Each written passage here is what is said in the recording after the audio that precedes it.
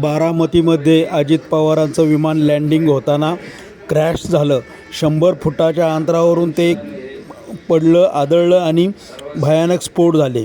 त्या 4-5 स्फोटामध्ये आग लागली आणि आगीत कोणालाही कार्यकर्त्यांना वाचवता आलं नाही आणि कार्यकर्ते जवळ जाऊ शकले नाही.